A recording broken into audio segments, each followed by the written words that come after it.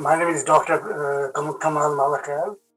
I'm a professor of clinical oncology, and I've been working as an oncologist for nearly 50 years. I started my training in Oxford and at the Royal Postgraduate Medical School in London. And then I worked there in the Hammersmith Hospital, and then Cancer Care Manitoba, then the Harvard Medical School, and then many other places I've worked in a very senior position. So, what are the roles of This is what is in how what we do now with surgery alone. Surgery is a component for radiation. Small tumors, as I said, can be controlled by surgery alone. T1, T2 cancers only by surgery. 10 to 25%, those which you think have been cured by surgery, they do recur. But still, the high percentage of small tumors can be cured by surgery. The problem is the surgeon can take out what he can see. What he can't see, he can't take it out. But so what nowadays what's happening with new gadgets coming up, interoperability is possible to determine the failure rate site, and the surgeon immediately new ultrasonography equipment has come that you can ultrasonographically identify a residual tumor. But the thing is, any technology introduced, there is cost. There's cost, there's expertise, there's time, everything. So it cost is good, but I'm not quite sure how soon it is going to be used. But there's technique available now, and it may be used in North America very soon. But unfortunately, larger tumor T3 and T4, they cannot be controlled by surgery alone for two reasons. It is not possible to cut away, remove the entire tumor. So the need and the possibility of metastasis is also there.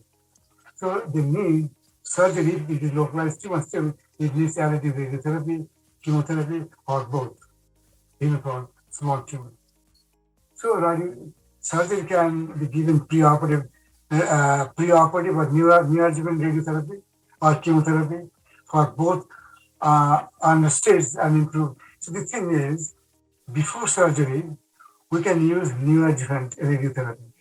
Means that before surgery, we can understage the tumor by giving radiation. And that way, we know that many papers, a lot of information available, by understaging the tumor with radiation or even chemotherapy, it certainly improves the control rate and survival and recurrence rate. And again, with additional hyperthermia, in general, oncology is augmented. Its usage with these two things is huge. And there are lots of papers coming out now, particularly Japan is really showing the way. China is doing, but we do not know much about what's China. But unfortunately, we're still catching up. We're still trying to understand. That goes beyond my sense of intellect, why we are not really catching up with the science of hyperthermia as a real effective mode of oncologic agent. Radiotherapy has been used for 125 years. How can we use it? It is static.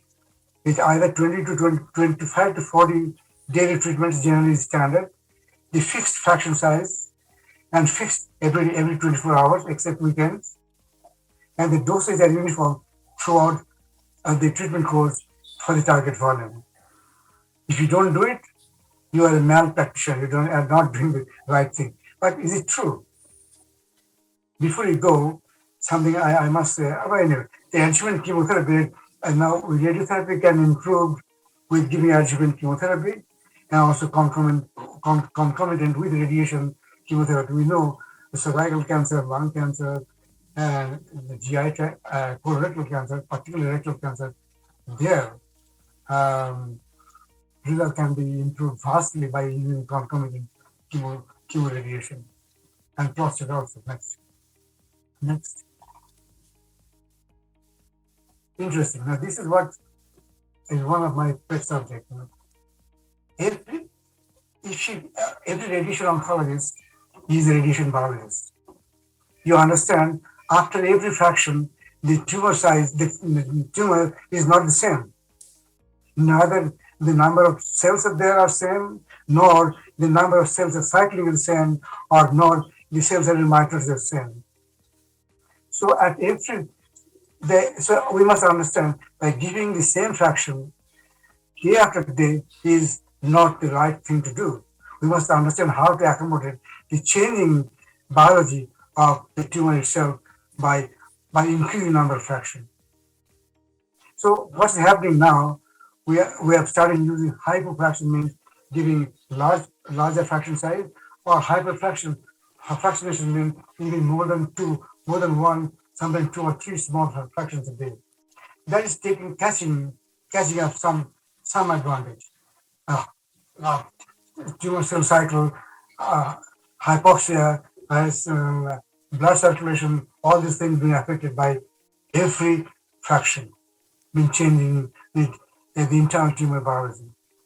And also the advantage certain. We know certain tumors are they respond better both in radiation and evening times, but we are not taking the advantage. Well, it is a logistic problem, but it is there. The knowledge is there. It is possible. If somebody can do it, we should try and adopt it. And now it has become knowledge that by giving single combination chemotherapy is not always the best. Using multiple chemotherapy does give various better tumor control rate. I'll show you later how there are lots of papers coming out now that using CMF for 6 cycles or 8 cycles or 12 cycles is not necessarily the best. CMF with something else and something else and something else does give you. And when you think about it, biologically, therapeutically, or pharmacodynamically, it makes sense. But we don't do it for maybe various reasons, logistic reason, financial reason, operational reason, many things. And using adjuvant hypothermia has to be incorporated now with radiation, changing pattern of radiation. And of course, other modifier, like at one time, hypoxic radiosensitizer was big things, but we almost forgot about it. But things are coming a bit because we start to understand more. The simple thing is pentoxifylline, for example, is a radiation modifier. You drink coffee, I'm just joking. You drink a couple of cups of coffee before radiation, theoretically, the tumor response will be better. But we know in experimental tumor, if we give pentoxifylline injection prior to radiation, which is a radiosensitizer, does it improve tumor control? So other modifiers, we should not really forget about modifiers. We should try to reinvent what modifiers taught us that it does improve the tumor control, aside hypothermia itself. Chemotherapy is mostly intravenous. It's given two or three, 4 drugs. It is repeated every 3 to 6 weeks, generally 4 to 12 cycles with radiation before and after radiotherapy. And we know that radiation chemotherapy can work sometimes better, particularly methotrexate. We know there are lots of data available. Methotrexate does work better in the evening, particularly in GI cancer. You check it out. And we're trying to find out that repeated bolus can be more oncolytic than continuous. And shorter interval, instead of 3 weeks, a weekly treatment, medrotomic way of giving chemotherapy is a better way of giving chemotherapy. Shorter interval, smaller dosage, less toxicity, and less expensive. And then reduced number of cycles. And again, these are multiple combinations like we said before, and also use chemosensitizer and chemoprotein. These are also the knowledge we have, but we are not using. There are many reasons we are not using, but the knowledge is there. We should start thinking that how we can reduce the cost of chemotherapy by using sensitizers and protectors. Hyperthermia is a non-toxic agent and is an enhancer and sensitizer of chemotherapy. And the other modifiers also are available, and we should start exploring those things. That way, we can not only enhance the effect of chemotherapy, reduce the cost, and reduce the toxicity, both long-term and short-term. So this one is saying that when we use 6 cycles of AC, we know the response rate is about 60 to 65%. Someone may disagree, but the toxicity is 100%. If you take that, toxicity is 100%. But the response rate does not increase with number of increasing cycles, but the toxicity does increase.